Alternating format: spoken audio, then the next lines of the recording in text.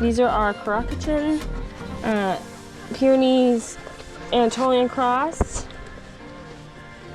We have most of these spotted ones are girls. There's mom. And then these are two boys. They're so cute. They're so cute.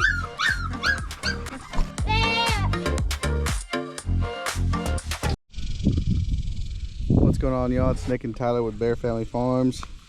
Hello. We've probably had the last 10 days or so in triple digits, very high triple digits. The goats have been sucking down a lot of water, probably about 100 gallons, 125 gallons a day. This pasture doesn't have any natural water source. We've been having to haul a lot of water in. We've got another IBC tote there in case the main nurse tank starts to leak. We'll go over there and check that out here in a little bit. But all the girls are looking pretty good for their situation that they're in. It's been a while since we've had some rain. The only thing still green is mainly these briar vines. They've already started getting after it, and they also have some ragweed. Pretty much what you see here is all wooded. I don't know how many acres it is, but the majority of this pasture is mesquite that was sprayed with an airplane. All the mesquite is dead, and all this is basically ryegrass that is pretty much at the end of its life. It's been at the end of its life for a few weeks now, but the goats are nibbling on it. They're eating this ragweed. They're eating up any kind of little baby mesquites that are trying to come back. But overall, they're still in a really good situation as far as forage availability for the heat that we're in. It's pretty early for it to be this hot.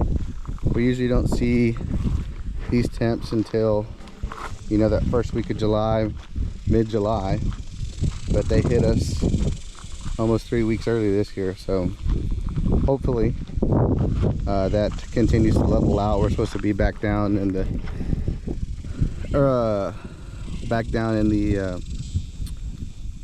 mid 90s, so we might need a jacket when that happens.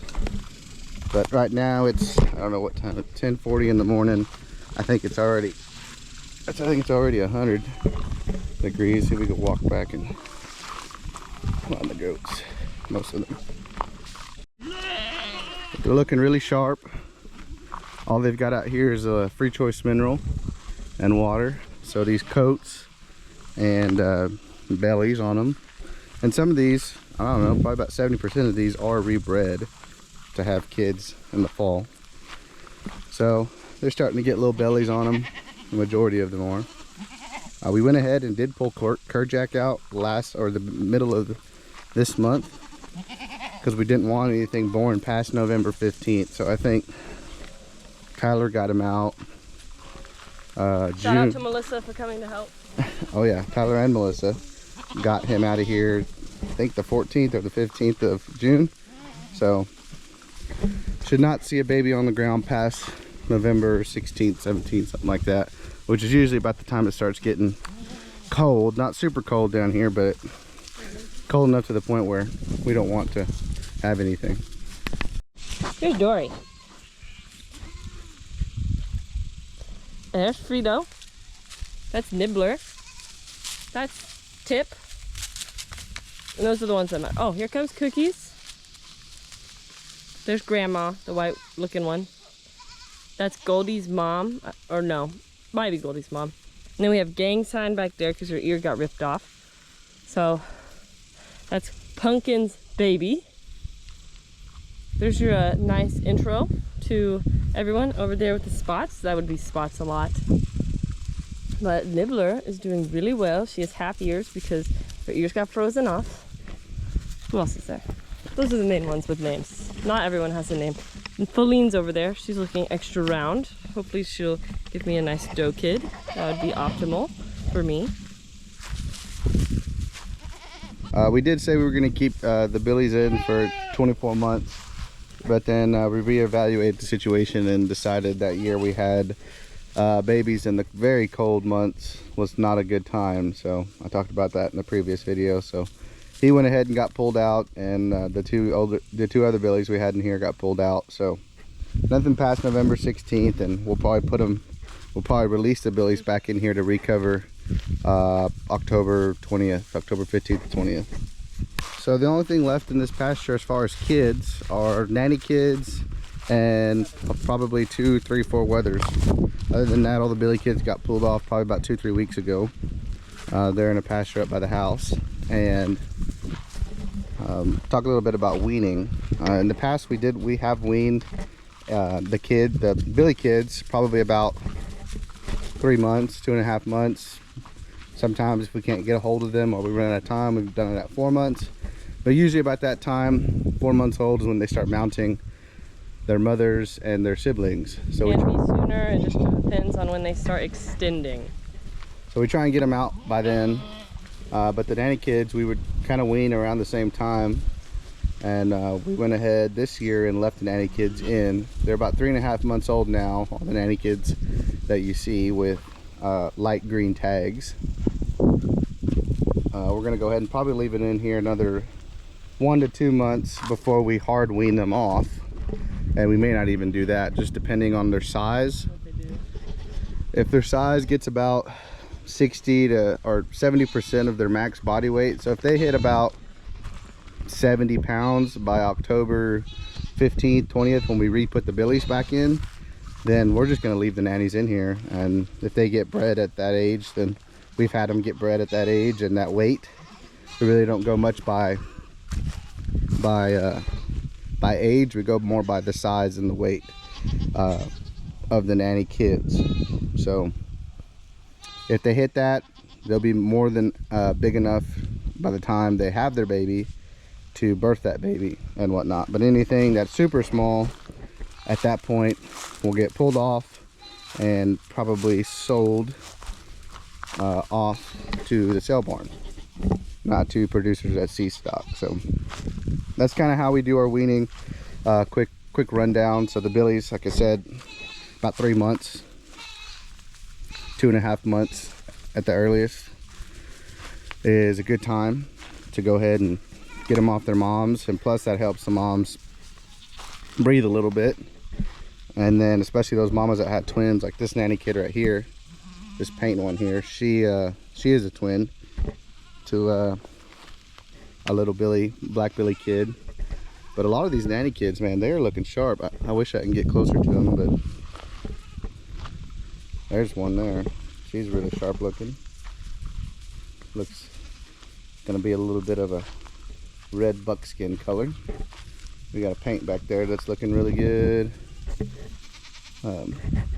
But very, very pleased on the body type of these nannies on a brush situation, a brush pasture, grass. Like I said, well, I guess mainly this is a grass pasture, so a lot of this stuff in here, all this underbrush here from pretty much the bottom of my hand down, all had leaves and brush on it, and you can see the damage that they're doing to the mesquites and oaks and vines and stuff. This obviously is very eaten down because this is where the water is and their hangout spot, and one of the only big shaded areas. So as you can imagine, when it's 100+ degrees for the past 10 days, then they've been hanging out in the shade because it's significantly cooler in the shade, as everyone knows. So there's a nice nanny kid. She was a twin as well, but there's 2 little nanny kids right there.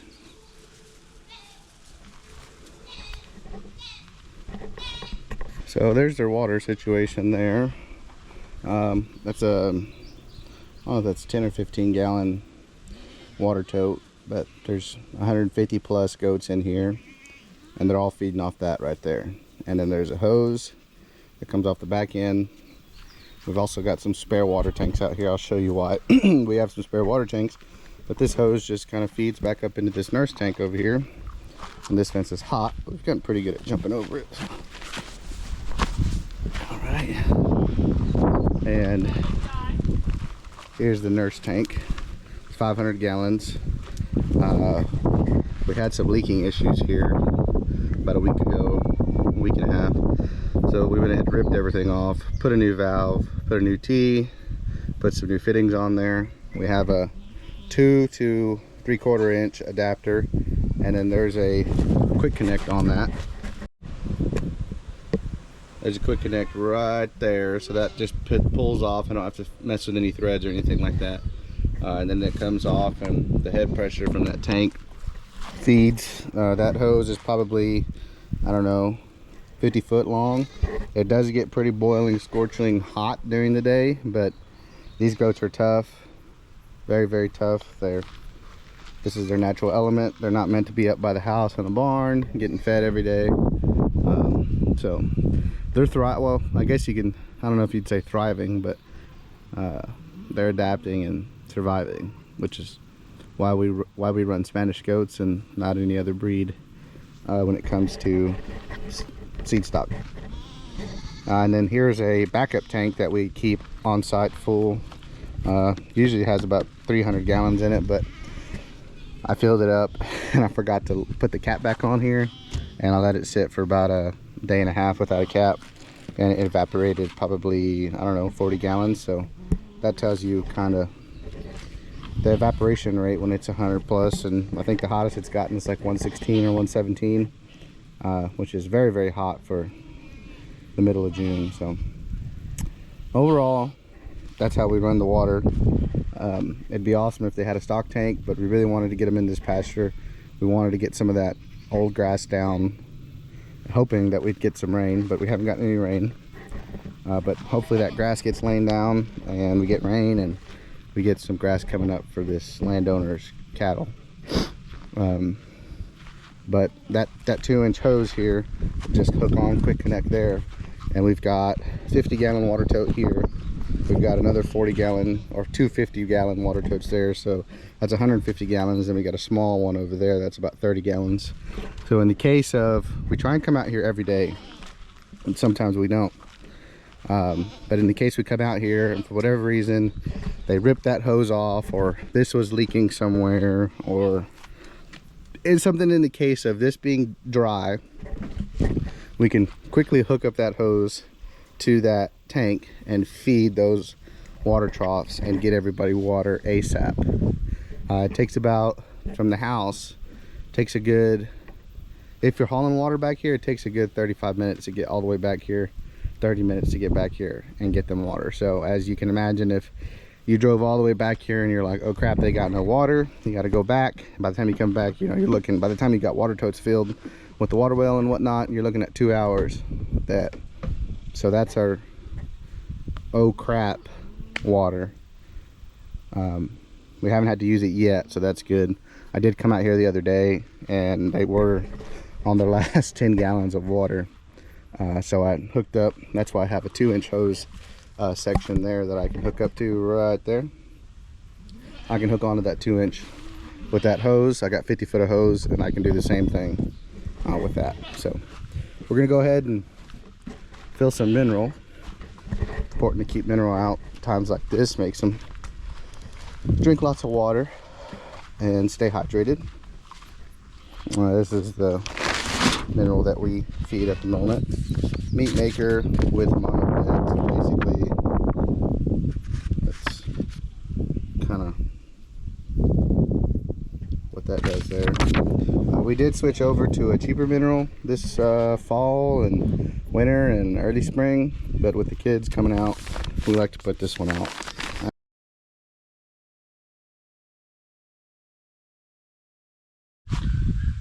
We also got another 100 bales or so unloaded down here in the hay lean-to, hay barn. So we might get a little bit more, but overall I think we'd be good on square bales for the winter. There's probably about, I don't know, probably about 180 of them in here now. So we loaded them up on that flatbed trailer, and we loaded them up about 11 o'clock yesterday in the morning. Super duper hot. Don't know why we did it that late in the day, but I almost died. Tyler almost died.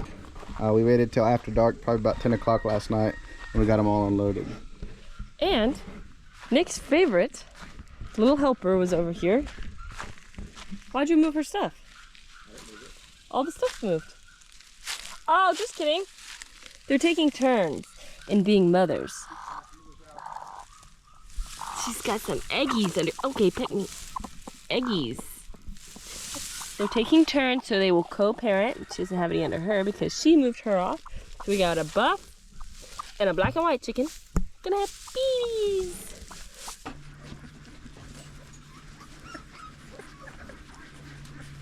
Ugh.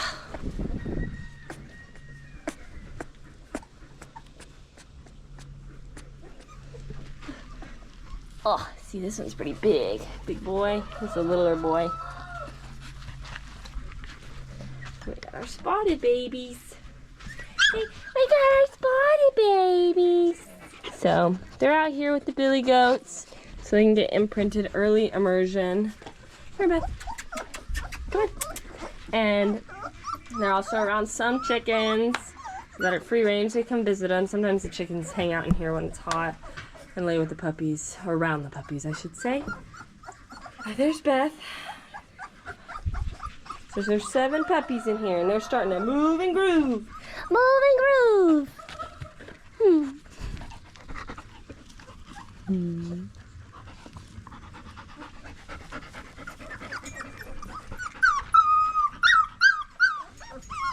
Everyone's screaming. It's hot.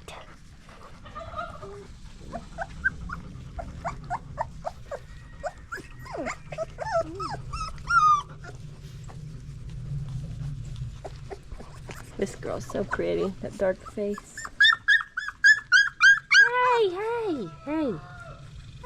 No reason to scream.